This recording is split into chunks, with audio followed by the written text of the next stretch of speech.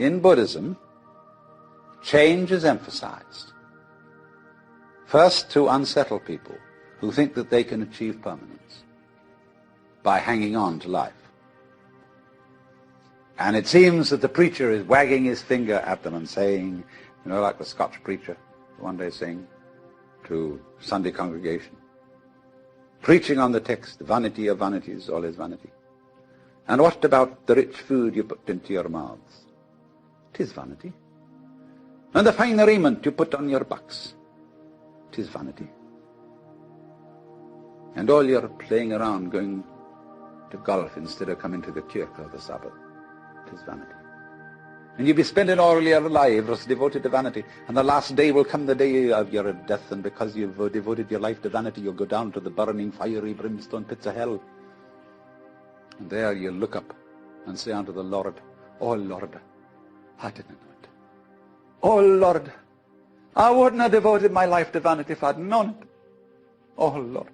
And the Lord, he'll look down, and he'll say unto you, out of his infinite mercy, well, you know it now.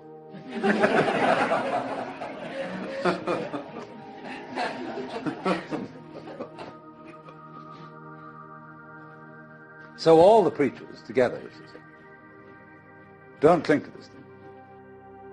So then, as a result of that, and now I'm going to speak in strictly Buddhist terms, the follower of the way of Buddha seeks deliverance from attachment to the world of change.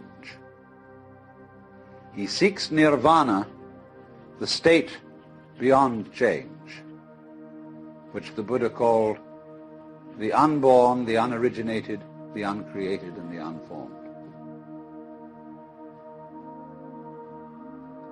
But then you see, what he finds out is that in seeking a state beyond change, seeking nirvana as something away from samsara, which is the name for the wheel, he is still seeking something permanent. And so there are, as Buddhism went on, they thought about this a great deal. And this very point was the point of division between the two great schools of Buddhism, which in the south were Theravada, the doctrine of the Thera, the elders, sometimes known disrespectfully as the Hinayana. Yana means a vehicle, a conveyance, a diligence, or a ferry boat. This is a yana. And I live on a ferry boat because that's my job. Then there is the other school of Buddhism called the Mahayana. Maha means great. Hina, little. The great vehicle and the little vehicle. Now, what is this? The Mahayanists say, your little vehicle just gets a few people who are very, very tough ascetics and takes them across the other shore to nirvana. But the great vehicle shows people that nirvana is not different from ordinary life.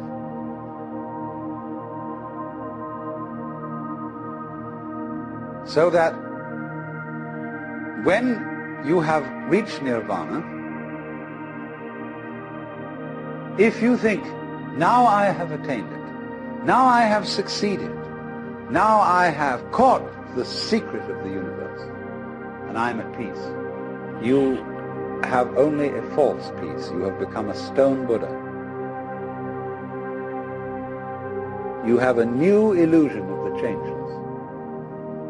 So it is said that such a person is a pratyeka Buddha. That means private Buddha. I've got it all for myself. And in contrast with this kind of pratyeka Buddha, who gains nirvana and stays there, the Mahayanists use the word Bodhisattva. Sattva means essential principle, Bodhi, awakening. A person whose essential being is awakened. The word used to mean junior Buddha, someone on the way to becoming a Buddha. But in the course of time, it came to mean someone who had attained Buddhahood, who had reached Nirvana, but who returns into everyday life to deliver all other beings. This is the popular idea of a Bodhisattva, a savior. And so, in the popular Buddhism of Tibet and China and Japan, people worship the Bodhisattvas, the great Bodhisattvas, as saviors. Say the hermaphroditic Kuan Yin. People love Kuan Yin because he could be a Buddha, but has come back into the world to save all beings. The Japanese call he, she, Kannon. And they have in Kyoto an image of Kannon with 1,000 arms, radiating like a great aureole, all round this great golden figure. And these 1,000 arms are 1,000 different ways of rescuing beings from ignorance. Kannon is a funny thing. I remember one night when I suddenly realized that Kannon was incarnate in the whole city of Kyoto.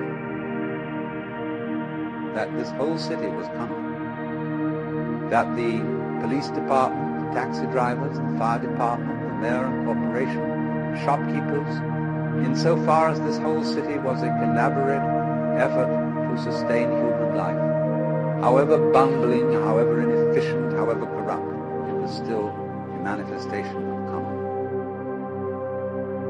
with its 1,000 arms, all working independently, and yet one. So they revere those bodhisattvas as the saviors who come back into the world to deliver all beings. But there is a more esoteric interpretation of this. The bodhisattva returns into the world. That means he has discovered that you don't have to go anywhere to find nirvana. Nirvana is where you are, provided you don't object to it. Change, and everything is change, nothing can be held on to. To the degree that you go with a stream, you see, you are still. You're flowing with it. But to the degree you resist the stream, then you notice that the current is rushing past you and fighting you. So swim with it. Go with it. And you're there. You're at rest.